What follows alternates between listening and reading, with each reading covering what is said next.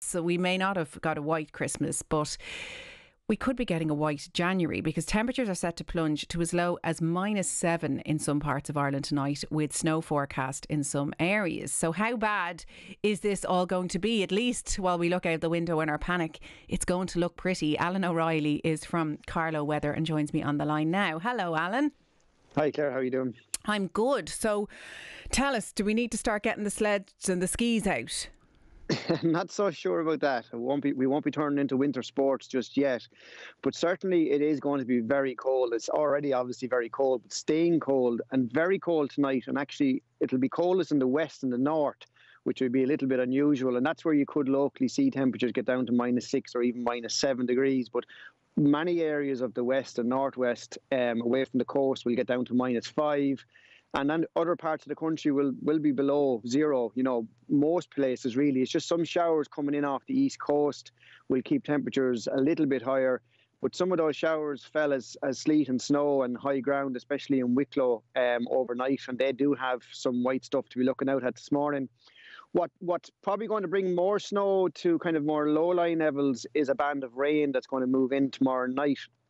Into early Thursday morning, coming into the northwest.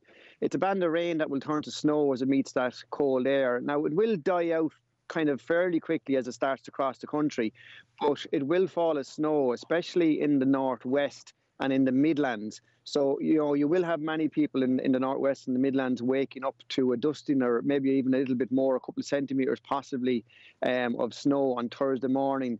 And then that will die out as it moves down across the country. But you still have cold temperatures, and it doesn't take a whole lot of snow really to turn the roads and obviously the footpaths. We've had a lot of black ice.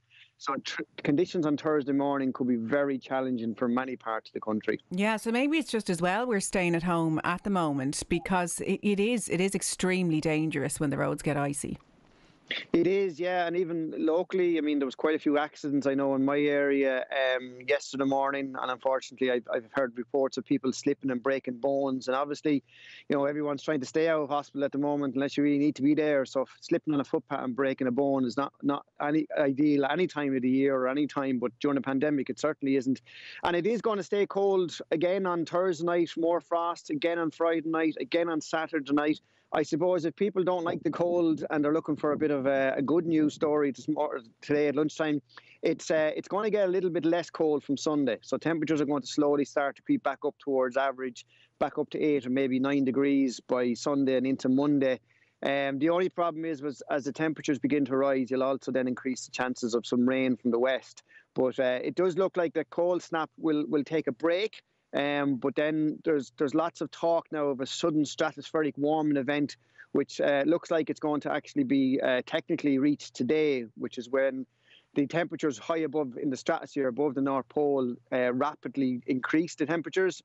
And that reverses the winds. Now, there's a lot of talk as a beast from the east because this is what happened in 2010 and 2018, and a lot of people link the two things. But we did have a sudden stratospheric warming event last year, and I think most people won't remember any snow from last year. There wasn't much. So it doesn't always mean that we're going to see cold and snowy weather or beast from the east, but it does increase the chances. It definitely increases the chances. And what could happen is that we could see this return to normal temperatures from next week for a couple of days or maybe even a week, and then we could see a rather kind of quick turnaround back to cold weather. And as we head into the end of January and start of February, we often see the highest risks of snowfall. So unfortunately, and from a winter point of view, if you don't like snow, the odds are stacked against you, but it doesn't necessarily mean we will see it.